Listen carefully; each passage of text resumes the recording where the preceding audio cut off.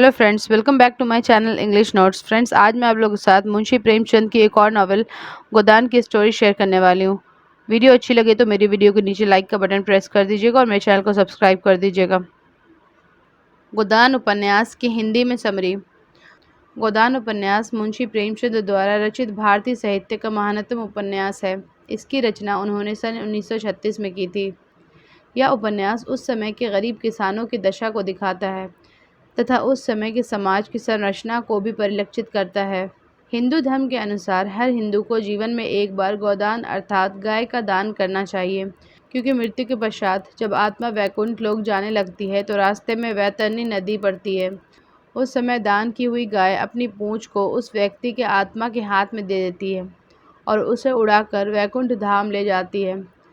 परंतु जो लोग गोदान नहीं करते हैं, कहा जाता है कि वे उस नदी को पार नहीं कर पाते और फिर यमदूत उन्हें घसीटते हुए नरक की ओर ले जाते हैं। गोदान उपन्यास इस कॉन्सेप्ट को भी चित्रित करता है। आइए अब मुंशी प्रेमचंद के इस मार्मिक उपन्यास का सार पढ़ते हैं। होरी एक गरीब किसान था। वह अपने छोटे से घर में अपनी पत्नी धनिया, दो बेटियों रूपा तथा सोना और एक बेटे गोबर के साथ रहता था। वह खेती बाड़ी करके अपने परिवार का भरण पोषण करता था। हालांकि होरी का जीवन अनेक संघर्षों से भरा था, लेकिन फिर भी वह एक आदर्शों पर चलने वाला इंसान था तथा ऐसा कोई भी काम नहीं करना चाहता था जो कि समाज के खिलाफ हो। इसके साथ ही उसके दो छोटे भाई भी थे। उसके मंझले भाई का नाम हीरा था और वह अपनी पत्नी पुनिया के साथ रहता था। वह एक झगड़ालू औरत थी और अक्सर हीरा को होरी के खिलाफ भड़काती रहती थी। वह अक्सर धनिया से भी लड़ती रहती थी। सबसे छोटे भाई का नाम शोभा था। वह अपने दोनों भाइयों का सम्मान करता था। पारिवारिक नोक-झोंक के बावजूद बड़ा भाई होने के नाते होरी को लगता था कि अपने छोटे भाइयों की खैरियत की जिम्मेवारी भी उसी की है और वह हमेशा उनकी मदद किया करता था। बहुत समय से होरी की इच्छा थी कि उसके पास एक गाय हो, ताकि परिवार के सदस्यों को दूध दही आदि मिलता रहे तथा आखिरी वक्त में उस गाय को दान में दे सके। यह सोचकर वह भोला नाम के व्यक्ति से 80 रुपए की गाय उधार ले आता है। वह कहता है कि धीरे धीरे किश्तों में उधार चुका देगा। भोला शर्त रखता है कि अगर उसने उधार नहीं चुकाया तो वह उसके बैलों की जोड़ी ले लेगा। लेकिन होरी को गाय लाता देखकर हीरा को बहुत ईर्ष्या होने लगती है। उसे हमेशा से लगता था कि घर के बंटवारे के समय होरी ने बहुत से पैसे छुपा लिए थे और जब वह गाय को देखता है तो उसे लगता है कि होरी ने उन्हीं पैसों से यह गाय खरीदी है। उसे पता नहीं था कि वास्तव में होरी गाय को उधार लेकर आया है। एक दिन हीरा गाय को जहर दे देता है, लेकिन जब गाय मर जाती है तो हीरा घबरा जाता है। उसे पुलिस का डर भी लगता है, इसलिए वह गांव छोड़कर शहर भाग जाता है। होरी जब देखता है कि हीरा ने गाय को मार डाला है तो उसे बहुत दुख होता है, लेकिन वह सोचता है कि बड़ा भाई होने के नाते उसे हीरा को बचाना होगा। इसलिए वह गांव के लालची साहूकार पंडित दाता दीन के पास जाता है और कुछ पैसे उधार लेकर आता है। जब पुलिस गाय की मृत्यु की पूछताछ करने घर पर आती है तो होरी उन्हें वह पैसे रिश्वत के तौर पर दे देता है और हीरा के खिलाफ जांच बंद करवा देता है। उधर गोबर का प्रेम प्रसंग भोला की विधवा बेटी जुनिया से चल रहा था। इसी दौरान वह प्रेग्नेंट हो जाती है। वह यह बात बताने गोबर के घर जाती है, लेकिन जब गोबर को पता चलता है कि वह गर्भवती हो गई है तो वह समाज के डर से गांव छोड़कर लखनऊ भाग जाता है और वहां चीनी की फैक्ट्री में काम करने लगता है। लेकिन होरी और धनिया को जुनिया पर दया आ जाती है। वे उसे अपनी बहू की तरह स्वीकार कर लेते हैं और अपने घर में शरण दे देते हैं। कुछ समय के पश्चाताप जुनिया एक बेटे को जन्म देती है। जब भोला को पता चलता है कि होरी ने उसकी विधवा बेटी जुनिया को अपने घर पर रख लिया है तो वह उसके घर पर आता है और उसे काफ़ी बुरा भला कहता है। वह कहता है कि गाय का मूल्य 80 रुपये अभी उसे दे, लेकिन होरी के पास पैसे नहीं थे। यह सुनकर भोला कहता है कि अगर पैसे नहीं दे सकता तो जुनिया को घर से निकाल दे।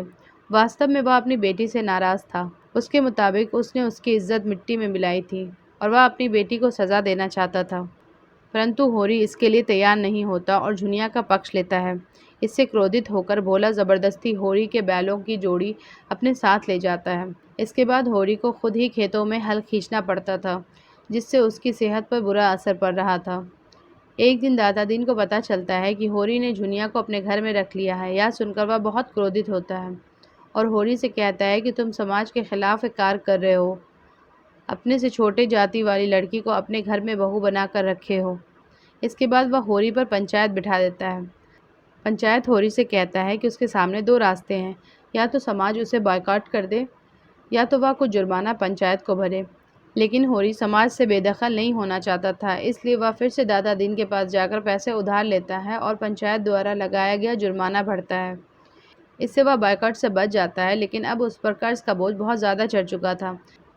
उधर दादा दीन का बेटा माता दीन एक सड़क मजदूर की बेटी सरिया से प्यार करता था, लेकिन वह भी निम्न जाति की थी तथा माता दीन के घर में नहीं जा सकती थी। सलिया के परिवार वालों को लगता था कि माता दीन उससे शादी कर लेगा, लेकिन वह ऐसा नहीं कर रहा था तथा अपने पिता से बहुत डरता था। इसी बीच सलिया को भी गर्भ ठहर जाता है। इसका पता लगते ही परिवार के लोग माता दीन को मारने लगते हैं और उसके मुंह में हड्डी डालकर उसका धर्म भ्रष्ट कर देते हैं, क्योंकि माता दीन ब्राह्मण था और उसके लिए मांस वर्जित था। लेकिन तभी सलिया बीच बचाव करके उसे बचा लेती है। इसके बाद घर वाले सलिया को भी निकाल देते हैं, मगर होरी उसे भी अपने घर में शरण दे देता है। वक्त के साथ उसे भी एक बेटा पैदा होता है। उधर जब दादा दीन को सारी घटना की जानकारी मिलती है तो अपने बेटे को बहुत डांटता है। फिर वह काशी से बड़े बड़े पंडितों को बुलाकर माता दीन की फिर से शुद्धि करवाता है और इसमें बहुत पैसा खर्च करता है। एक दिन गोबर लखनऊ से घर आता है। वह काफ़ी सज धज कर आया था, इसलिए बहुत से लोग उसे पहचान भी नहीं पाते। लेकिन उसके बाद बहुत से युवा उसके साथ शहर जाने को तैयार हो जाते हैं। जब गोबर को पता चलता है कि दादा दीन ने होरी के साथ क्या क्या किया था और किस तरह से वह होरी से सूद वसूल रहा था, तो वह बहुत गुस्सा होता है।